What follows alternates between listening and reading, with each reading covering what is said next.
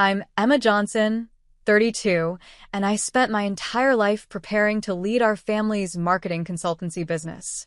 My parents built the company from nothing, and I dedicated everything to its success. Then one day, they announced my younger sister Madison would be CEO instead of me. I walked away from the business I helped build, and they lost a $1 million deal I'd been cultivating for years.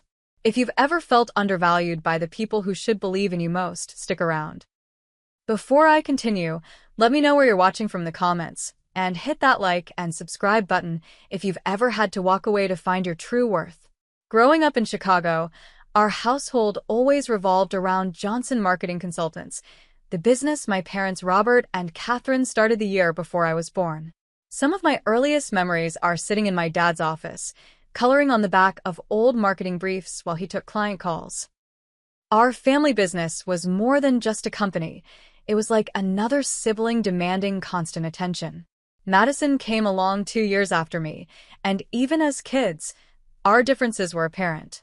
I was the serious one who loved numbers and strategy games. By age 10, I was reading business magazines and asking questions about client accounts. Madison was more free-spirited, gravitating toward art and fashion. She'd spend hours designing outfits for her dolls while I'd be creating mock advertising campaigns for my stuffed animals. Emma has the Johnson business sense. My dad would proudly tell clients when I'd make precocious comments about their marketing materials. I soaked up this praise and shaped my identity around it. Meanwhile, my mom would showcase Madison's artistic projects, cooing over her creative eye and people skills. Both of us received affirmation, but looking back, I can see the subtle grooming that was happening. During high school, when other kids were hanging out at the mall, I was interning at our family business every summer. I organized filing systems, sat in on client meetings, and even contributed ideas that sometimes made it into actual campaigns. By contrast, Madison went to summer art camps and later worked retail jobs at trendy boutiques. Our parents never pressured her to join the business the way they did with me, but they always said things like, "When you girls run the company someday?" Assuming we both shared the same dream. I structured my entire education around preparing to lead Johnson Marketing. I chose Northwestern University specifically for their renowned marketing program, graduating with honors. Then I completed my MBA at Columbia, specializing in digital marketing strategies and business development. During those 6 years, I also interned at major marketing firms in New York, building connections and learning systems our family business could benefit from. Madison's path was different. She initially pursued fashion design but switched to business administration in her sophomore year. She graduated from University of Illinois with a good, but not exceptional record. While I was completing my MBA, she worked at a few startups in Chicago, gaining some experience but nothing comparable to my deliberate career pathing.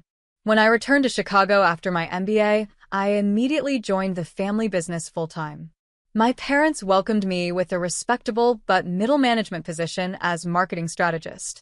I had hoped for something more senior given my qualifications, but I understood I needed to prove myself in the family context.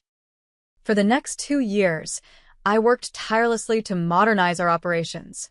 I implemented digital analytics, refreshed our client acquisition strategy, and brought in 3 major accounts that increased our annual revenue by 32%. My parents were impressed but not surprised. This was what they had raised me to do. Madison joined the company a year after me, initially in a client relations role that played to her interpersonal strengths. To everyone's surprise, including mine, she took to the business world with unexpected enthusiasm. The charisma that had made her popular in school translated well to client meetings. Where I excelled at strategy and execution, Madison shined in presentations and networking events. For a while, it seemed perfect. We complemented each other's strengths, and the business grew faster than ever before. Clients appreciated my detailed work and Madison's personable approach. Our parents beamed with pride at having both daughters in the company, though I couldn't help noticing they often credited Madison for the new accounts I had largely secured. "You two are the future of this company," my father would say, raising a toast at our quarterly success dinners. But I was the one staying until midnight finalizing proposals, the one sacrificing weekends to perfect pitch decks, the one who had dedicated my entire life to this moment.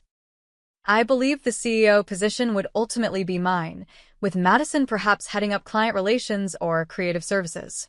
After all, I had the experience, the education, and the track record. It seemed like the natural order of things.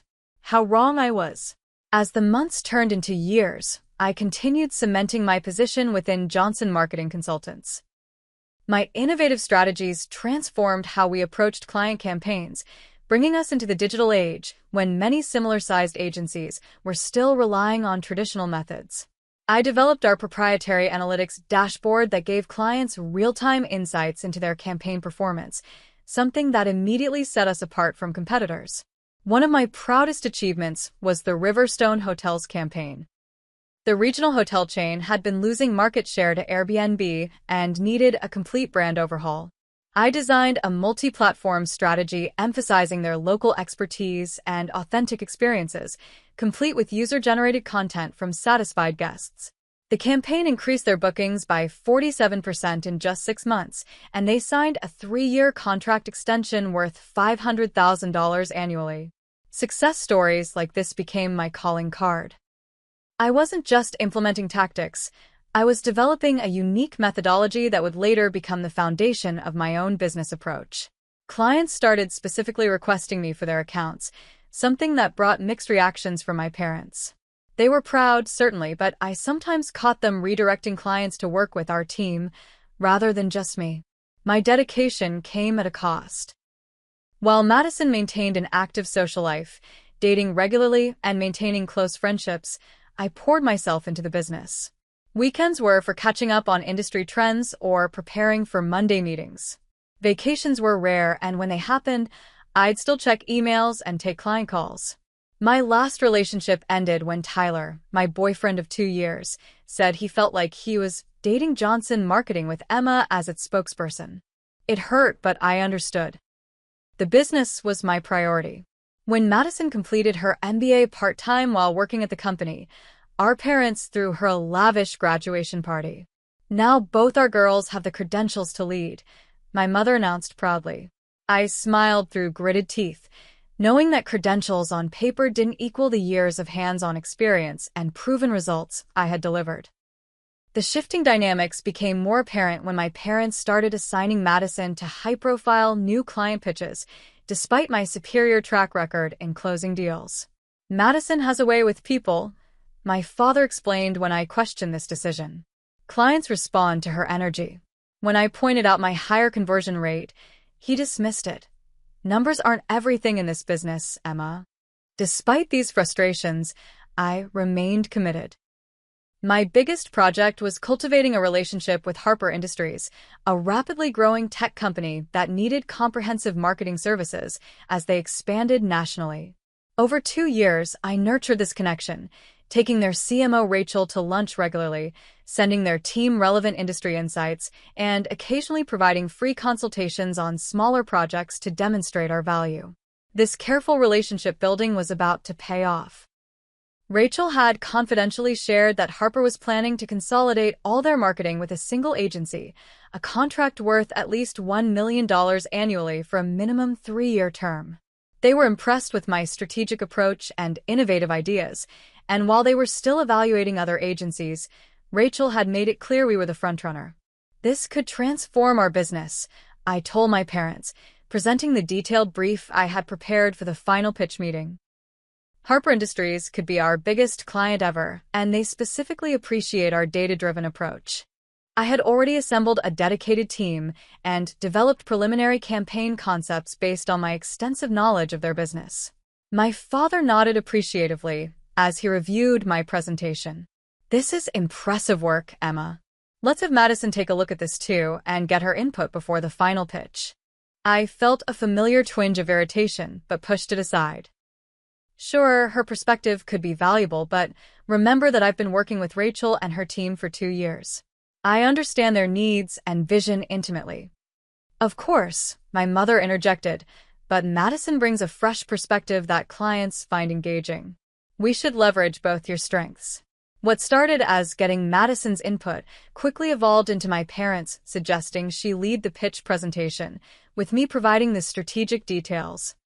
When I objected, my father's response was telling.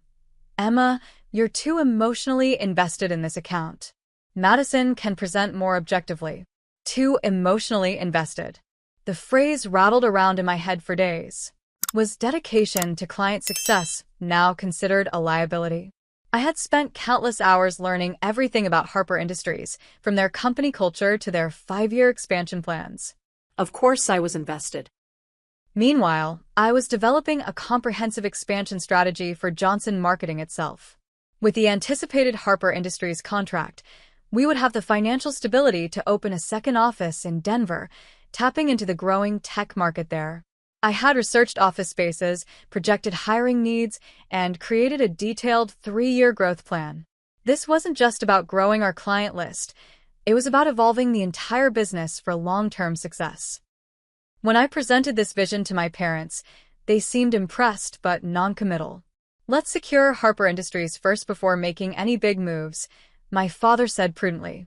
I agreed with the practical approach, not knowing that the biggest shock was yet to come. The Harper Industries pitch was scheduled for the following month. Everything was falling into place for both the pitch and what I assumed would be my eventual promotion to a more senior leadership role. After all, bringing in $1 million client while simultaneously developing the company's expansion strategy surely demonstrated my readiness to lead. I remember telling my friend Amanda over our rare Friday night dinner, I think this is finally it. After the Harper deal closes, they'll have to acknowledge I'm ready to take over when they retire.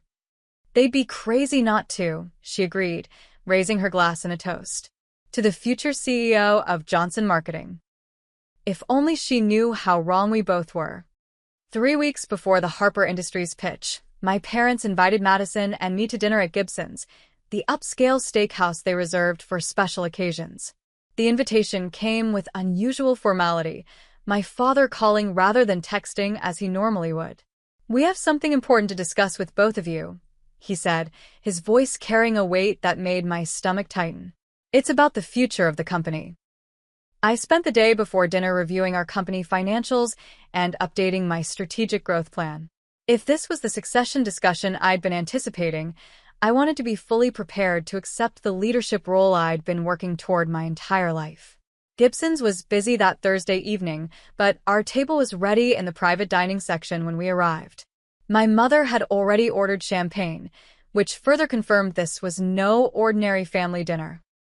Madison arrived last, apologizing for the traffic and looking slightly flustered in a way that would later make sense to me. After the usual small talk and ordering, my father cleared his throat and reached for my mother's hand. As you girls know, your mother and I have been discussing our retirement plans. Johnson Marketing has been our life's work, but we're ready to start stepping back and enjoying more time together. My heart raced. This was it. The moment I'd been preparing for since childhood. We've thought long and hard about the future leadership of the company, my mother continued, her eyes moving between Madison and me. Both of you have contributed so much, in different but valuable ways. I nodded, maintaining a composed smile while mentally reviewing the transition timeline I'd drafted. 3 months of overlapping leadership would be ideal, with my parents gradually reducing their involvement while I implemented my vision for the company's growth. My father raised his glass. We'd like to toast to the future of Johnson Marketing Consultants and to our new Chief Executive Officer. The pause lasted only seconds, but it felt eternal. Madison. The champagne turned bitter in my mouth. I must have misheard. Madison will be taking over as CEO effective next quarter, my mother elaborated, beaming at my sister. Emma, we'd like you to continue heading up strategy as our Chief Strategy Officer, reporting to Madison. Madison looked simultaneously thrilled and uncomfortable, avoiding my eyes as our parents continued outlining their vision for the transition. The remainder of the dinner passed in a blur. I smiled mechanically, nodded at appropriate intervals, and even managed to congratulate my sister when directly prompted. Inside, I was imploding. The drive home was a haze of disbelief and hurt. I kept replaying my father's words, searching for logic in a decision that seemed to defy it. Madison had been with the company for 4 years compared to my 5, had less relevant experience before joining, and hadn't spearheaded any major accounts independently. By every objective measure. Education, experience, client acquisition, revenue generation, I had proven myself more qualified. Sleep evaded me that night. I tossed in bed, mentally cataloging my contributions to the company versus Madison's, searching for what I had missed. By morning, hurt had crystallized into determination to understand their reasoning. I requested a private meeting with my parents the following day. They agreed, looking slightly uneasy as I entered my father's office. I need to understand. I began, working to keep my voice steady. What factors led to choosing Madison over me for the CEO position? My parents exchanged a glance before my father leaned forward. Emma, you're an exceptional strategist and analyst. The company wouldn't be where it is without your contributions. But, I prompted. But leadership is about more than just strategy and numbers, my mother interjected. Madison has a natural ability to inspire people, to build consensus, to represent the company in a way that attracts both clients and talent.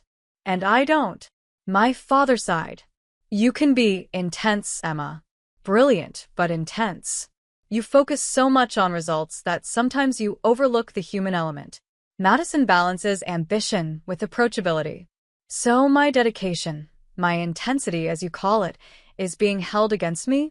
The injustice burned in my chest.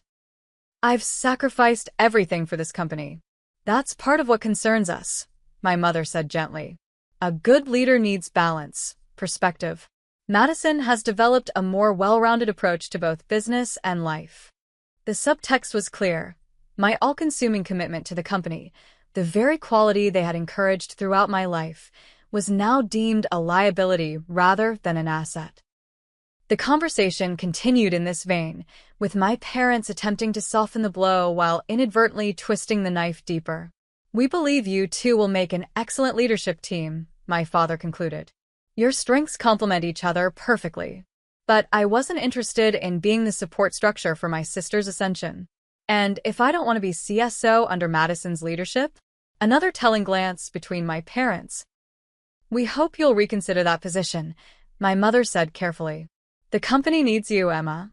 I left the meeting with perfect clarity about 2 painful truths. My parents had always envisioned Madison as the eventual leader despite my superior qualifications, and no amount of achievement on my part would have changed that predetermined outcome. That night, I called Amanda in tears. They said I'm too intense, too focused on results, I told her between sobs. Apparently, sacrificing everything for the business makes me less qualified to run it, not more. That's absurd, she responded indignantly. They're punishing you for your dedication. What hurts most is realizing that nothing I did would have changed this outcome. They always saw Madison as the face of the company's future, regardless of my contributions. For the next week, I went through the motions at work, avoiding both Madison and my parents whenever possible. Madison attempted to discuss the situation several times, sending meeting invites to talk about our future collaboration that I systematically declined. The Harper Industries pitch was approaching, and despite my personal turmoil, I continued refining the presentation. This client represented years of relationship building, and I couldn't bring myself to abandon that effort, even as I contemplated my future at the company. One evening, Madison cornered me as I was leaving the office. Emma, please, we need to talk about this, she implored. I know you're upset, and you have every right to be. I regarded my sister coldly. Did you know? Before the dinner? She hesitated just long enough to confirm my suspicion. They discussed it with me the week before, she admitted. I told them they should reconsider, that you'd been working toward this longer. But you accepted anyway, I interrupted. I thought we could lead together, she said weakly. Your expertise with your what? Your people skills? Your fresh perspective? The bitterness I'd been suppressing erupted. You've been with the company 4 years, Madison. I've been preparing for this my entire life. I know, she whispered. I'm sorry it happened this way. The sincerity in her apology only made it worse. Madison wasn't a villain. She was simply the beneficiary of our parents' inexplicable preference. But knowing that didn't lessen the sting of betrayal or the fundamental unfairness of the situation. That night, I made my decision. The morning after my hallway confrontation with Madison, I requested another meeting with my parents, this time with a clear purpose. They agreed to meet after the workday, perhaps hoping I'd had time to accept their decision. The conference room felt unusually cold as we gathered. I had prepared meticulously for this conversation, just as I would for any critical business meeting. My father started with small talk about an ongoing client project, but I gently interrupted. I've been reflecting on our discussion about the leadership transition. I began, my voice calm and measured. And I have some direct questions that I need honest answers to. My parents nodded, though I noticed my mother's fingers nervously adjusting her bracelet. When did you first decide Madison would be CEO instead of me? Was this a recent decision based on our performance, or was this always the plan? The uncomfortable silence that followed was answer enough, but I waited for them to verbalize it. My father cleared his throat. We've always seen different strengths in both of you. Madison has always had a certain presence that naturally lends itself to leadership. So this was predetermined, I stated flatly. Regardless of my accomplishments, my dedication, my results, the decision was made long before either of us joined the company officially.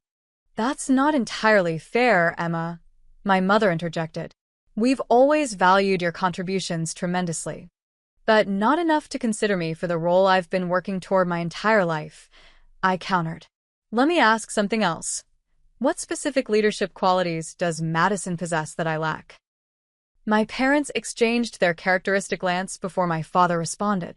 Madison builds consensus naturally. She's diplomatic in situations where you might be more direct. Clients and employees respond to her approachability. So I'm too direct, too intense. I repeated their earlier criticism. Can you point to any instance where my directness has cost us a client or damaged the business? They couldn't, of course. My directness had always been in service of results. Emma, my mother said gently, leadership isn't just about results. It's about inspiring people, creating a vision others want to follow. The Harper Industries account, I responded. That's a vision I created and nurtured over 2 years. Our potential expansion to Denver, another vision I developed. The analytics platform that differentiates us from competitors, my vision again. Those are strategic initiatives, my father conceded, and they're valuable. That's why we want you as CSO.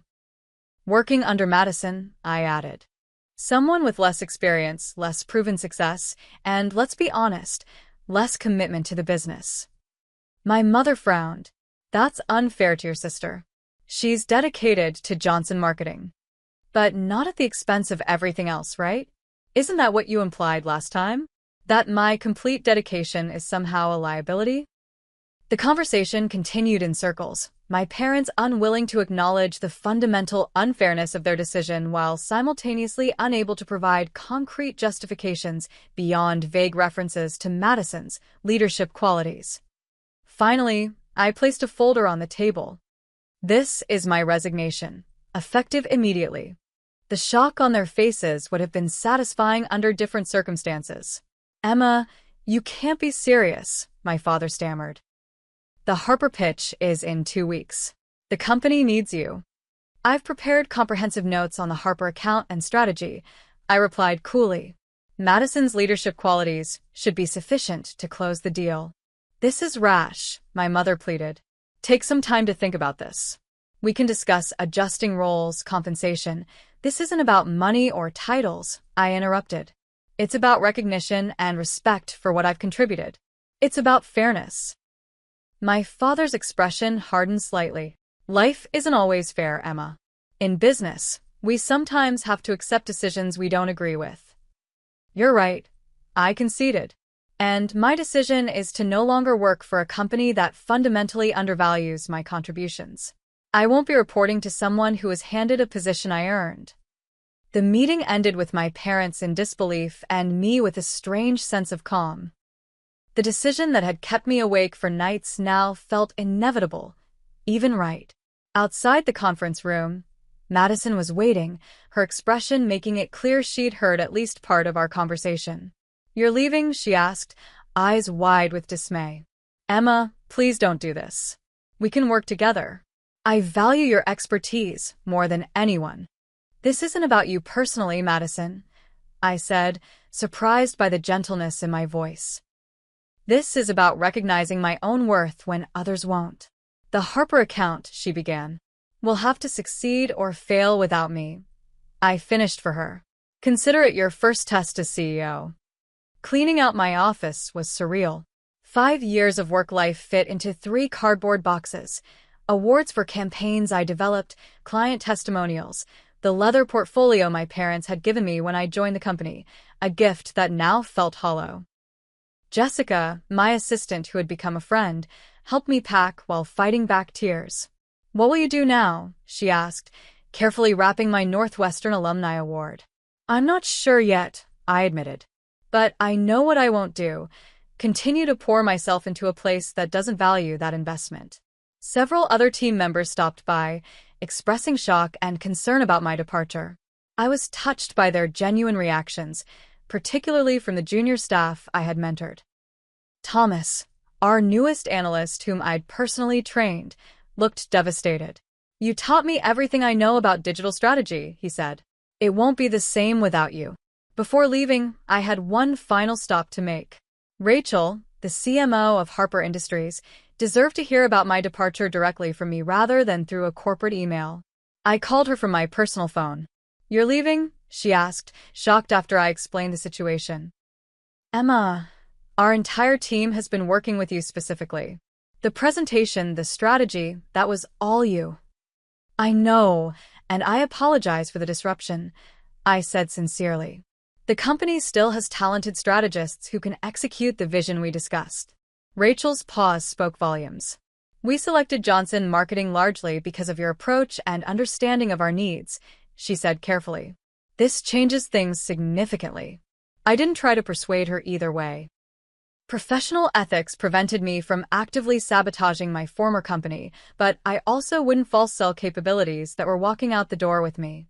As I carry my boxes to the elevator, my father intercepted me.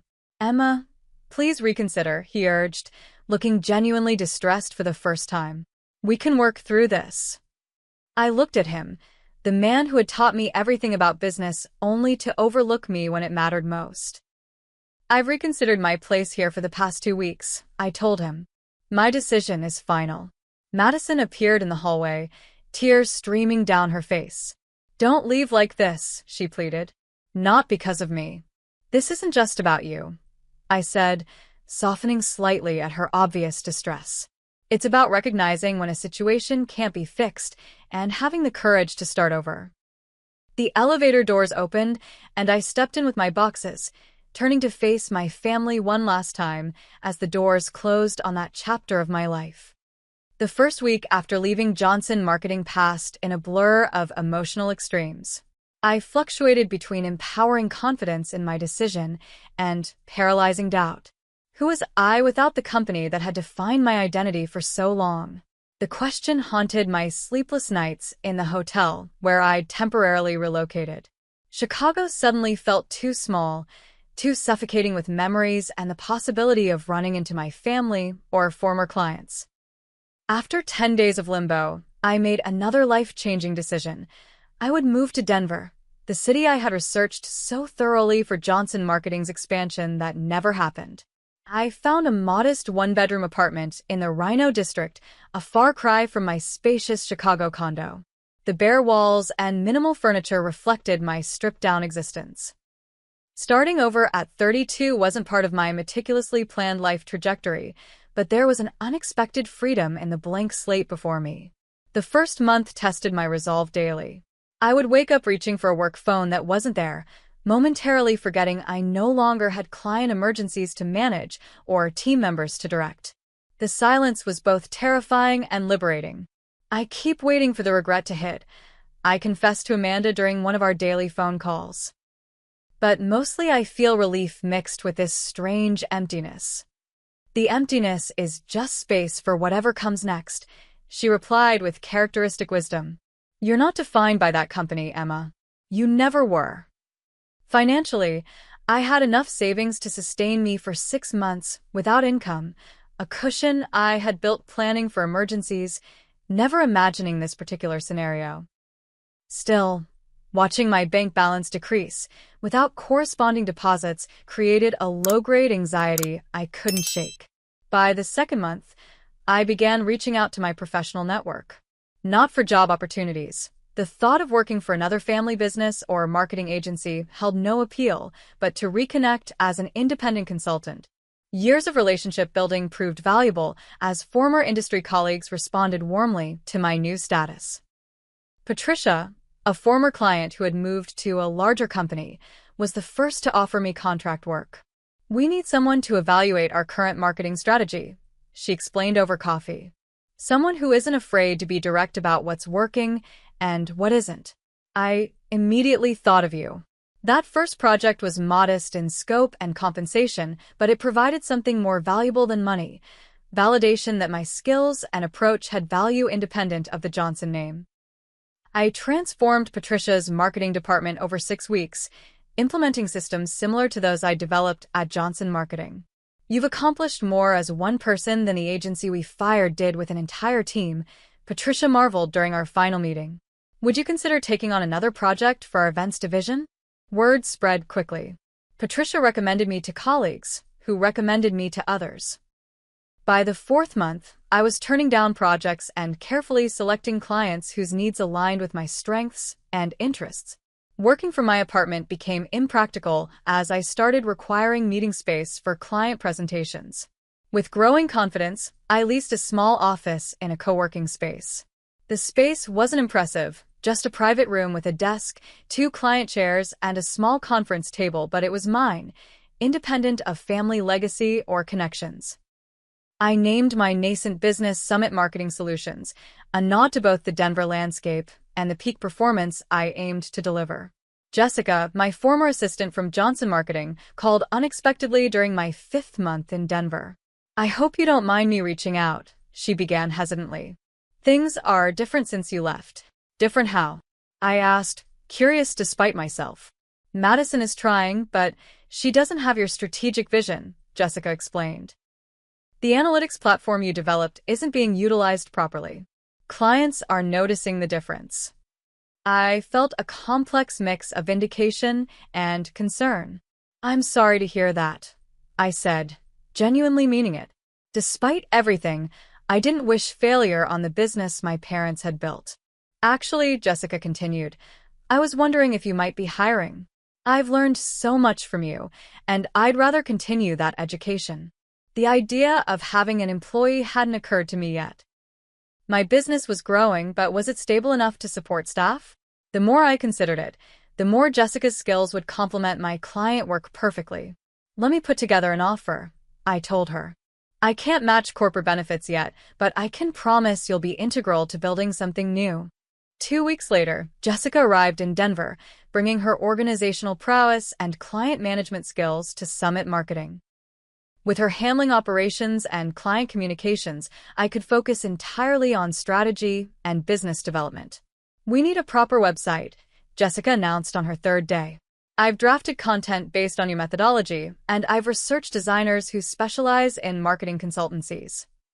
Her initiative confirmed I'd made the right decision. Together, we began building Summit Marketing's identity, distinct from Johnson Marketing but incorporating the best of what I'd learned there while discarding the limitations. By the 6-month mark, Summit Marketing Solutions had 8 regular clients, a growing reputation for data-driven strategies with measurable results, and a distinctive approach I called elevation marketing, helping clients rise above competitive noise through authentic, analytics-supported storytelling. I was working as hard as ever, but the satisfaction was incomparable. Every decision was mine, every success directly attributable to my vision and execution. The validation I'd sought from my parents came instead from clients who renewed contracts and referred colleagues. One evening, as Jessica and I worked late finalizing a presentation, she hesitated before asking, "Have you spoken to your family since leaving?" No, I admitted. My parents have called several times, but I'm not ready for that conversation yet. And Madison? I sighed. She texts occasionally. Generic things like, hope you're well, or thinking of you today. I respond similarly. We're in a polite holding pattern. Jessica nodded thoughtfully. Thomas from the analytics team said Harper Industries canceled their contract with Johnson after the initial 3 months. Apparently, the execution didn't match what you had proposed. The news didn't surprise me, but didn't bring the satisfaction I might have expected either. That's business, I said simply. Results matter. What I didn't share with Jessica was how occasionally, in quiet moments, I wondered if walking away had been too extreme. Not because I questioned my worth or the injustice of the situation, but because family bonds, however strained, remained part of my identity too. Those reflections were interrupted by news that would change everything again. An industry publication ran a feature on marketing innovators reshaping client expectations, with Summit Marketing Solutions highlighted for our elevation marketing approach. The publicity brought a flood of inquiries, including one from Westfield Corporation, a national commercial real estate developer with marketing needs across multiple platforms. They want a complete marketing overhaul, Jessica reported excitedly. Digital, traditional, internal communications, everything. The initial contract would be $2 million over 3 years. $2 million. Double what the Harper Industries contract would have been. The symmetry wasn't lost on me, nor was the irony that I might never have pursued this independent path if I'd been named CEO of Johnson Marketing. As Summit Marketing continued growing, I received occasional updates about my former company through industry contacts. Johnson Marketing was struggling to maintain its client base, particularly after losing Harper Industries. The innovative edge I had brought was noticeably absent from their recent campaigns. 7 months after my departure, an unexpected visitor arrived at my office. My father, looking older and more tired than I remembered, stood awkwardly in our reception area. Your assistant said you might have a few minutes, he said, the confidence that had once defined him noticeably diminished. Jessica had warned me he was there, giving me the option to decline the meeting. But curiosity and a small, persistent thread of familial connection had prompted me to agree. I have exactly 15 minutes before my next call, I said, gesturing him into my office. What brings you to Denver? My father looked out of place in my minimalist office, his expensive suit contrasting with the startup simplicity I had deliberately cultivated at Summit Marketing. He took the client chair I offered, glancing around at the space that represented my new, independent success. Your business seems to be doing well, he began, nodding toward the industry award I'd recently received that sat on my desk. The article about your elevation marketing approach was impressive. Thank you, I replied neutrally. But I assume you didn't fly to Denver to compliment my press coverage. He sighed, the weight of the past months evident in the new lines around his eyes. Harper Industries terminated their contract after the initial 3-month trial period. Rachel was quite direct about the reason. The execution didn't match the strategy that had been promised. Your strategy. I kept my expression neutral despite the vindication his words brought. That's unfortunate. Unfortunate doesn't begin to cover it, he continued. The $1 million deal you cultivated would have transformed our business. Instead, we lost not only Harper but 3 other clients who were closely monitoring that relationship. Part of me wanted to remind him that this was precisely the outcome I had warned about, that my value to the company had been greater than they recognized. But the defeat in his posture made such points unnecessarily cruel. Business relationships are often tied to specific people, I said instead. That's why succession planning is so critical in service industries. The subtle dig wasn't lost on him. We made a mistake, Emma. A significant one. His admission hung in the air between us. After months of anger and hurt, hearing him acknowledge their error should have been satisfying. Instead, it felt hollow, coming only after financial consequences had forced the recognition. Madison is struggling, he continued when I didn't immediately respond. She has many strengths, but the strategic direction, the vision for where we need to go next, that was always your domain. And now it's my business, I replied, gesturing to the office around us. He nodded slowly. Your mother and I have been following your success from afar. The Westfield Corporation contract was quite a coup for a new consultancy. So they knew about that too.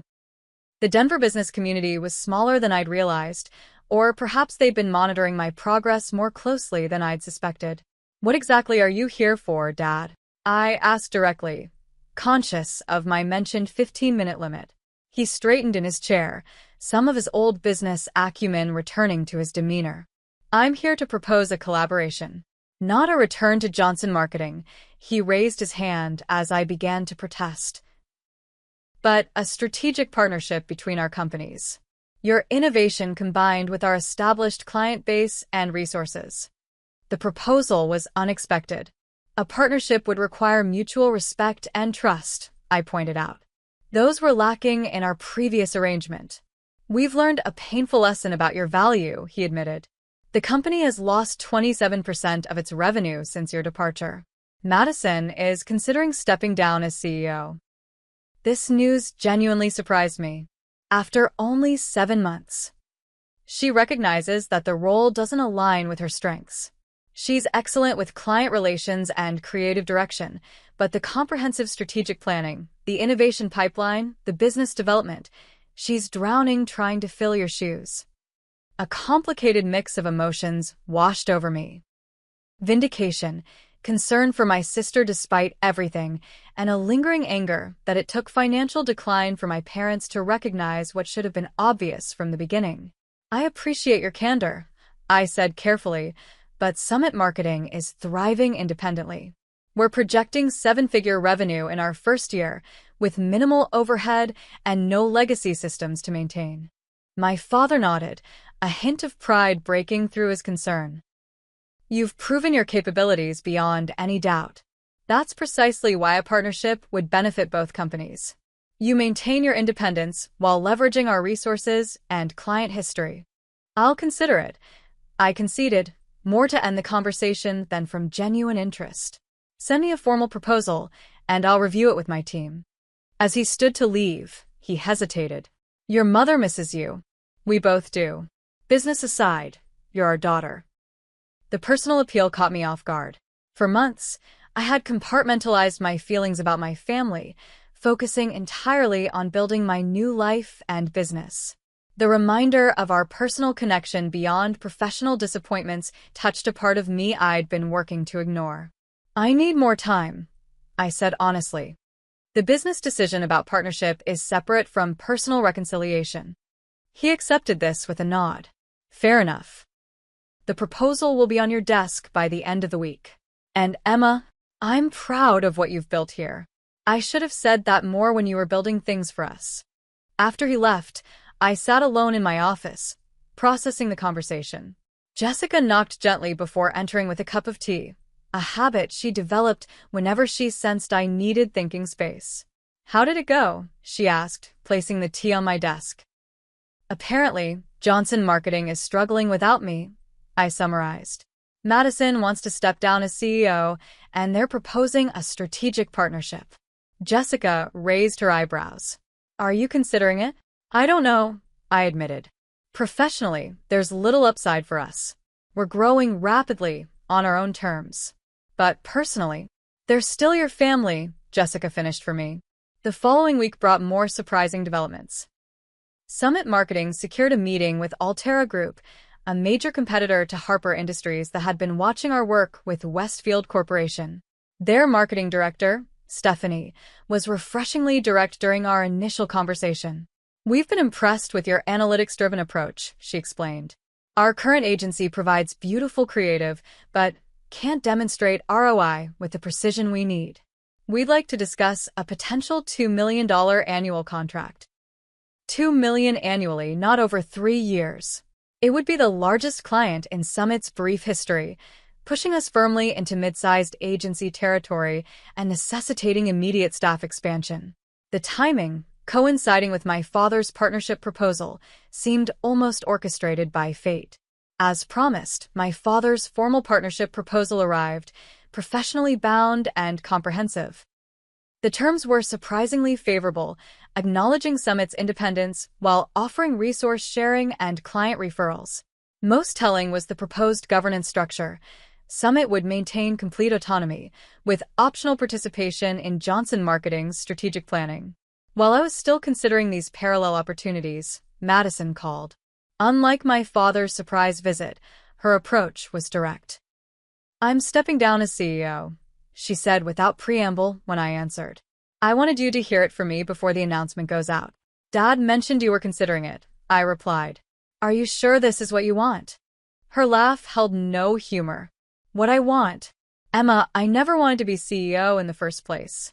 I accepted because I thought we'd be leading together, with your strategic brilliance balancing my people skills." This revelation stunned me. "You never wanted the position?" "Not really," she admitted. "I enjoy client relationships and creative direction. The operational side, the constant pressure of strategic decisions, that's always been your strength, not mine." I accepted because Mom and Dad were so convinced it was the right structure. I sat with this new information, recalibrating my understanding of the past year. "Why didn't you say something when I confronted you about it?" "You were so hurt, so angry," she said softly. "And rightfully so. I should have declined, insisted they reconsider you for the role. I let myself believe their vision that we'd be perfect co-leaders, with me as the figurehead and you as the strategic force. It was naive and unfair to you." The sincere regret in her voice cracked something in my carefully constructed emotional wall. "I'm sorry it's been difficult," I said, meaning it. "Running a company isn't easy under the best circumstances." "You're thriving at it," she pointed out. "Summit Marketing is becoming an industry name while Johnson is struggling to maintain relevance. You were always the visionary, Emma. I just wish we had all acknowledged that sooner." As our conversation continued, the bitterness I had nursed for months began to dissolve, replaced by a more nuanced understanding. Madison hadn't plotted to usurp my position. She had been as much a pawn in our parents' flawed succession planning as I had been. "Have you seen Dad's partnership proposal?" she asked eventually. "I have. It's surprisingly equitable. He spent weeks on it," Madison revealed. "Consulted with attorneys, business advisors, even a family business psychologist. He wanted to get it right because he knows how badly they messed up before." The effort represented a level of recognition I had craved during my years at Johnson Marketing. The irony wasn't lost on me. I had to leave completely before my value was fully acknowledged. The following week brought the culmination of these parallel developments. Summit Marketing signed the Altera Group contract, cementing our position as a rising force in the industry. The same day, Madison's resignation as CEO of Johnson Marketing was announced publicly, with our father temporarily resuming leadership while seeking a new direction for the company. Industry publications noted the coincidental timing, speculating about connections between Johnson's leadership change and Summit's rapid rise.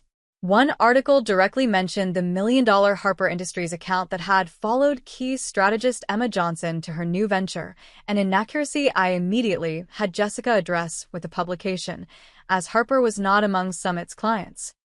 The correction was necessary not just for factual accuracy, but because of another development I was cautiously considering, a limited collaboration with Johnson Marketing on a project basis, starting with a joint pitch to a client seeking both the established reputation Johnson offered and the innovative approach Summit had become known for.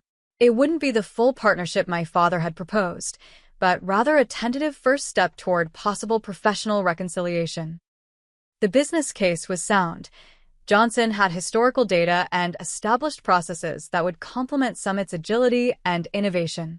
For specific clients with complex needs, our combined strengths could provide unique value. Personal reconciliation was proceeding on a parallel but separate track. I had agreed to dinner with my parents and Madison during their next visit to Denver, not at my apartment or their hotel, but on neutral ground at a restaurant I had come to favor. Small steps toward rebuilding trust, both professionally and personally. As I reviewed the terms of the Altera contract in my expanding office, we had upgraded to a larger space to accommodate our growing team. I reflected on the journey of the past year. The million-dollar deal Johnson had lost had been painful for them, but transformative for me, forcing me to create something entirely my own rather than fitting into a predetermined role in someone else's vision. Jessica interrupted my reflections with news that would add another layer to our evolving story. Rachel from Harper Industries is on line 1. She says they're dissatisfied with their current agency and interested in discussing Summit services. The symmetry was almost too perfect. I picked up the phone, ready to write the next chapter on my own terms. 3 weeks after my conversation with Madison, my phone rang with her name on the caller ID. Our recent communications had been more frequent but still cautious, rebuilding our relationship one careful conversation at a time. "Can we meet?" she asked, her voice carrying an urgency that caught my attention. "I'm in Denver for the weekend. There's something I need to discuss with you in person." We arranged to meet at a coffee shop near my apartment the following morning. I arrived early, securing a quiet corner table and ordering my usual Americano. Madison arrived precisely on time, looking simultaneously more relaxed and more mature than when I'd last seen her. The CEO role may have been a poor fit, but the experience had clearly shaped her. "Thanks for meeting me," she began after ordering a latte. "I've been doing a lot of reflecting since stepping down, and I owe you a more complete apology than I've given so far." "You don't need to," I started, but she gently interrupted. Ido, Emma. "I accepted a position that should have been yours, that you had earned through years of dedication and results. Whether I wanted it or not doesn't change the fact that I took something that rightfully belonged to you." Her directness surprised me. The Madison I remembered would have softened such statements, wrapped them in qualifiers and explanations. "The worst part," she continued, "is that I knew it wasn't right even as it was happening. I saw how hurt you were at that dinner, and I still went along with it because it was easier than challenging Mom and Dad." I took a sip of my coffee, considering her words. "Why are you telling me this now?" "Because I want to rebuild our relationship on honesty," she replied. "And because the company is at a crossroads. Dad is talking about selling Johnson Marketing." This was unexpected news. Selling? That wasn't mentioned in any of our recent discussions. Madison nodded. "It's a new development. After my resignation and several more client departures, he's questioning whether the company can recover its former position without." She hesitated. "Without you." "There are plenty of capable marketing executives who could revitalize the business," I pointed out. "None with your specific knowledge of our clients and methodology," she countered. "And none who care about the Johnson legacy the way you do, despite everything that happened." She wasn't wrong.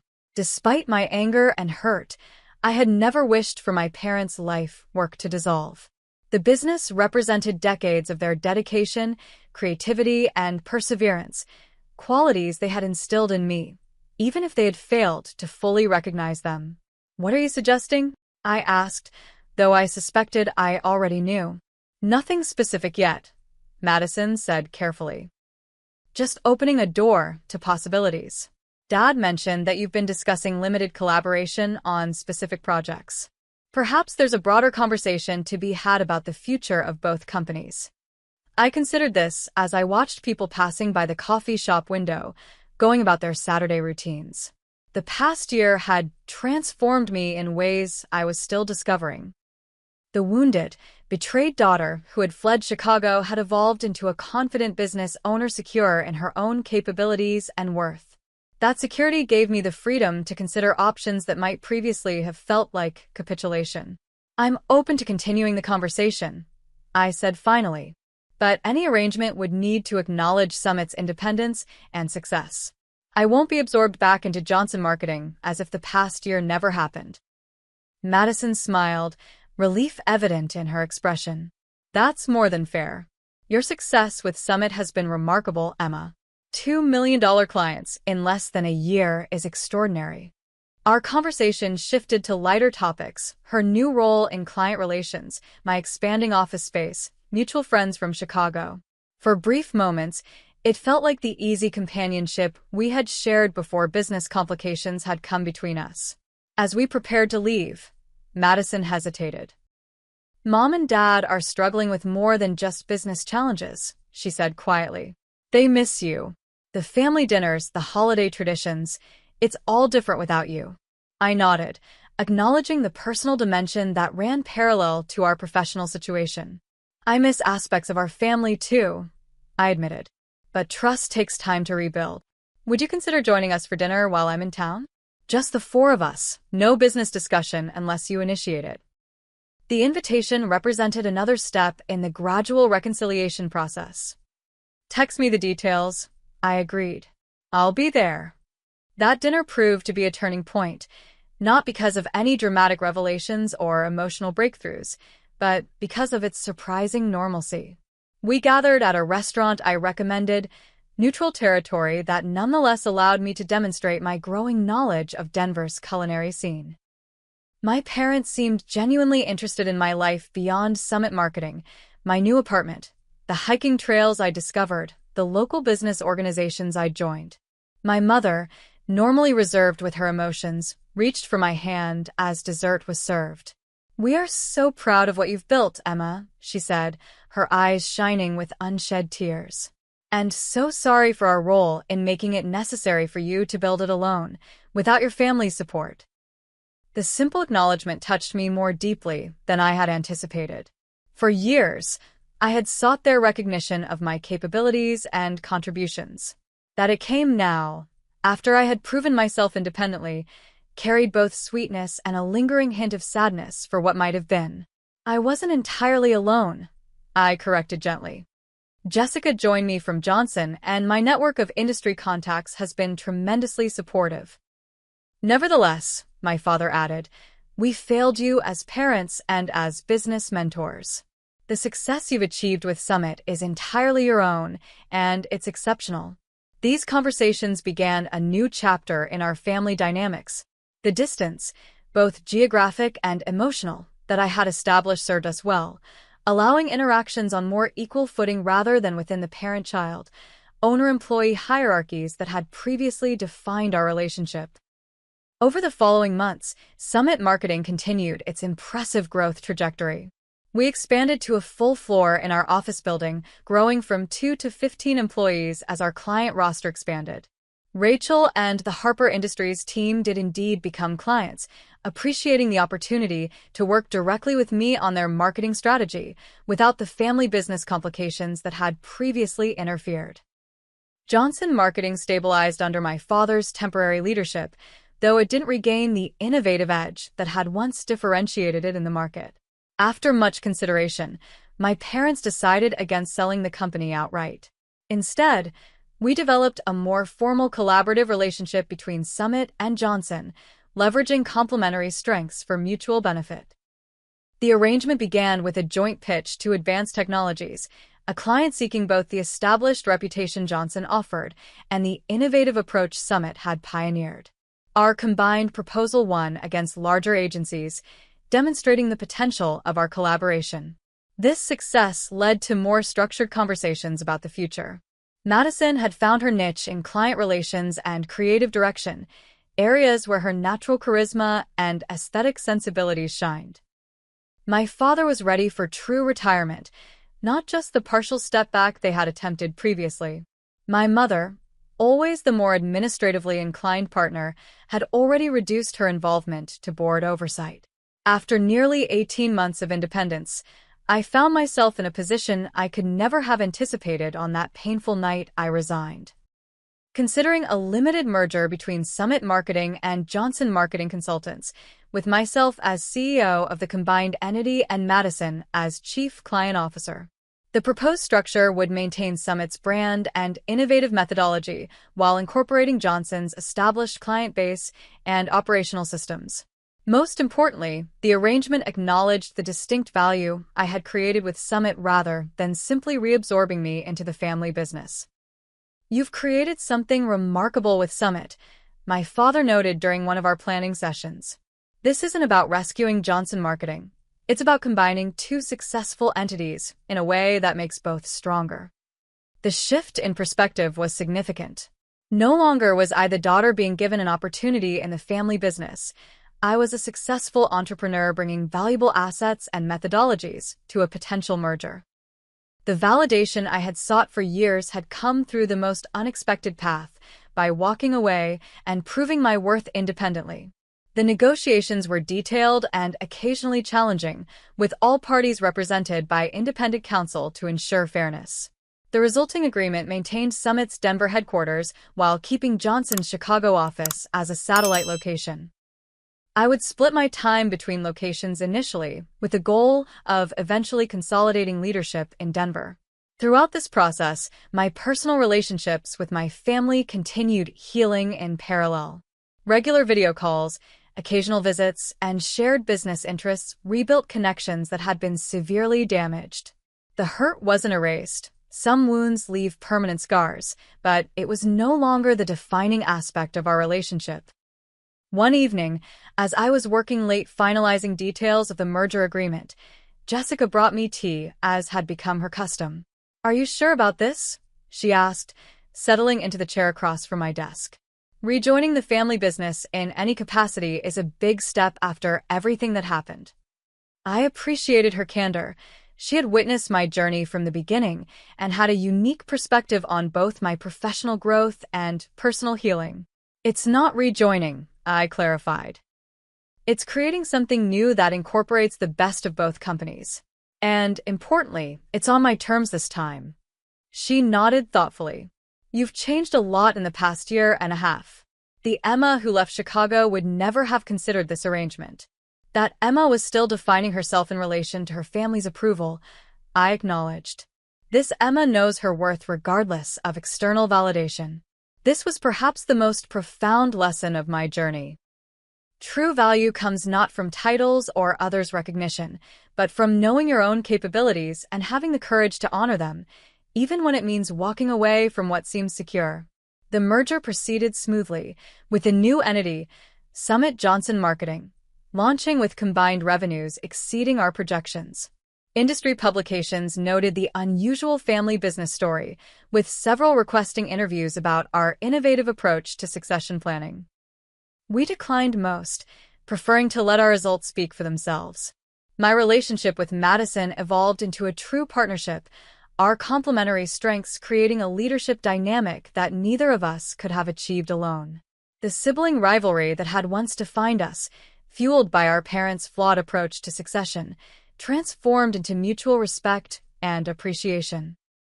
My parents transitioned to advisory board roles, providing institutional knowledge while respecting the new direction Madison and I established. The distance created by my departure had paradoxically brought us closer, allowing adult relationships to replace the parent-child dynamics that had complicated our business interactions. Looking back on the tumultuous journey from overlooked daughter to independent entrepreneur to CEO on my own terms, I recognize how necessary each painful step was to my growth. Had I been named CEO of Johnson Marketing as I'd expected, I might never have discovered my full capabilities or developed the confidence that comes only from building something entirely your own. Walking away from the family business was the hardest decision I'd ever made, but it forced both me and my family to recognize my true value, not as an extension of their legacy, but as a capable leader in my own right. The million-dollar deal they lost without me became the catalyst for a transformation that ultimately benefited us all. If you're facing a similar crossroads, feeling undervalued despite your contributions, questioning whether to stay in a situation that doesn't recognize your worth, remember that sometimes walking away is the strongest statement you can make. Know your value, even when others don't see it yet. The path may be harder initially, but the destination can exceed anything you would have achieved by accepting less than you deserve. Have you ever had to walk away from something important to find your true worth? Share your story in the comments below. And if this journey resonated with you, please like, subscribe, and share with someone who might need this reminder of their own value. Sometimes the greatest successes come only after we have the courage to close doors that were never truly open to us. Thank you for listening, and remember, your worth isn't determined by others' recognition of it.